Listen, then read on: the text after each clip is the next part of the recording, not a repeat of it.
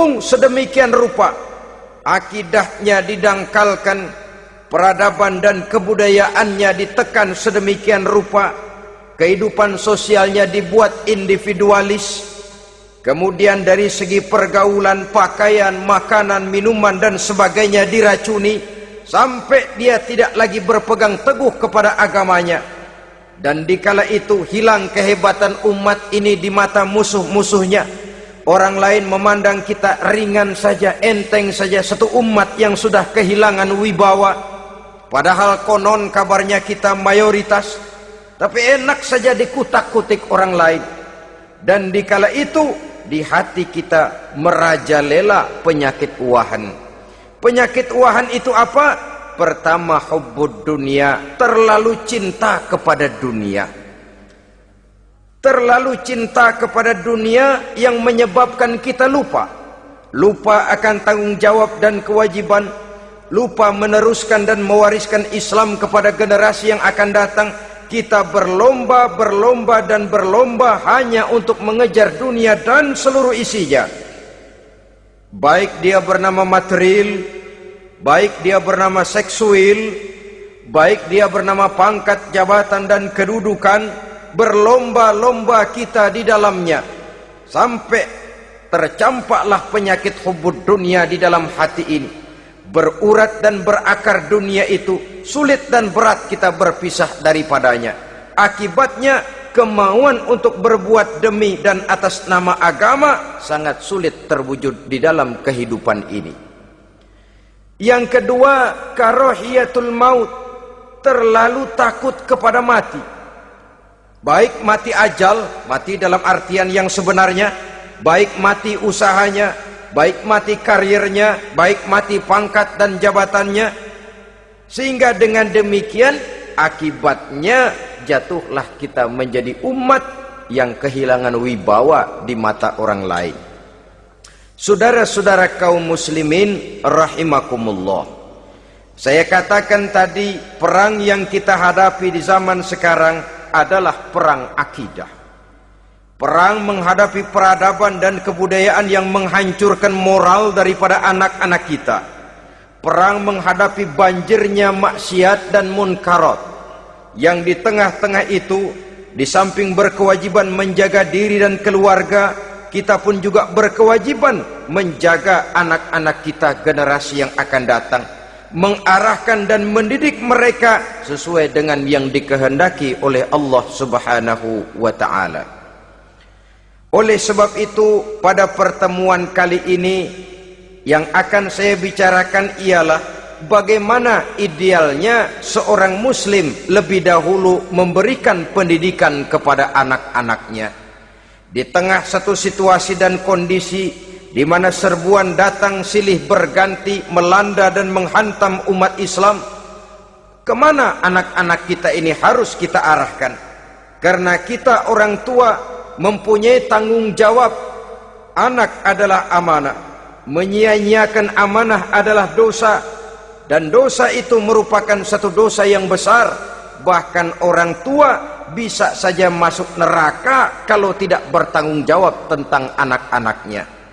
Satu riwayat menjelaskan ada orang soleh, ngajinya cukup, sholatnya cukup, puasanya cukup, zakatnya cukup, di mana ada majelis taklim hadir, baca Quran hobi, fitnah orang tidak pernah. Di akhirat setelah disidang dia ternyata lebih banyak kebaikannya daripada kejahatannya, maka dia pun diperintahkan dan dipersilahkan masuk ke dalam surga. Giliran anaknya disidang, biang okem nih anak. Ditanya, siapa Tuhanmu? Tidak tahu. Siapa nabimu? Ente nyaho. Apa kitabmu? Ora gelem. Kamu pernah sholat? Tidak. Zakat? Tidak. Puasa? Tidak. Judi? Hobi. Zina? Tiap malam. Mabuk? Berat. Wah, brengsek kamu. kebaikan tidak ada barang sedikit pun, sementara kesalahan dan dosa berlipat ganda, kamu neraka. Anak ini protes. Benar, saya tidak kenal siapa Tuhan saya tidak tahu siapa Nabi saya tidak tahu kitab suci dan kiblat saya tidak sholat, tidak zakat, tidak puasa, tiap malam saya judi, saya zina, saya mabuk. Tapi saya kerjakan semua itu karena saya tidak tahu dan orang tua saya tidak pernah memberitahu saya. Dia enak-enakan hadir di majelis taklim, saya nyekek botol, didiemin saja.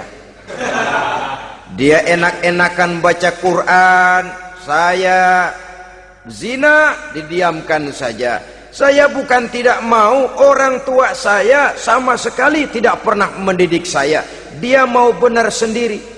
Maka kalau sekarang saya harus masuk ke dalam neraka, saya menuntut agar orang tua saya ikut sama-sama bergabung dengan saya ke dalam neraka. Gara-gara dia tuh saya jadi begini. Orang tuamu yang mana?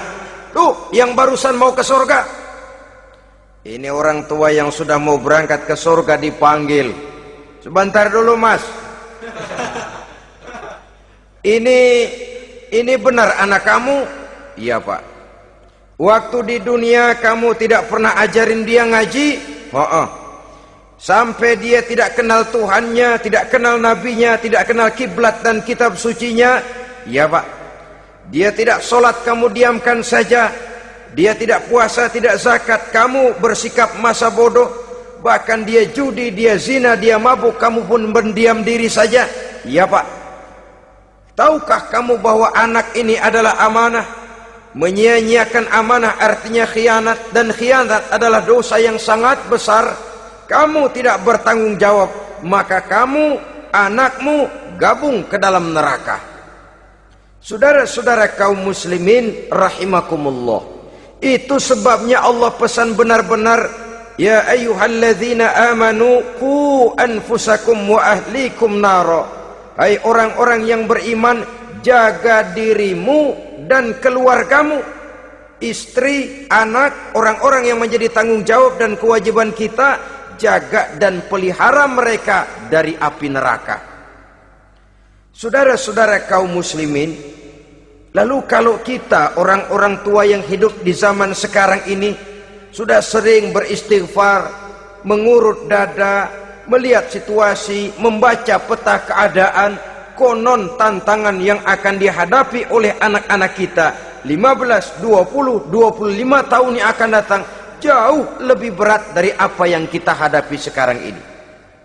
Maka adalah wajar jika kita sebagai orang tua yang cinta kepada agama, cinta kepada anak-anak kita, berpikir untuk mewariskan nilai-nilai yang luhur ini kepada anak-anak kita generasi yang akan datang. Bagaimana pada mulanya kita harus mendidik mereka? Mari kita telusuri apa yang dicontohkan oleh Al-Quranul Karim. Orang-orang tua bijaksana yang diceritakan dalam Al-Quran, kalau sudah berpikir tentang anak-anaknya generasi yang akan datang, pendidikan pertama yang diberikan kepada anaknya ternyata adalah persoalan akidah.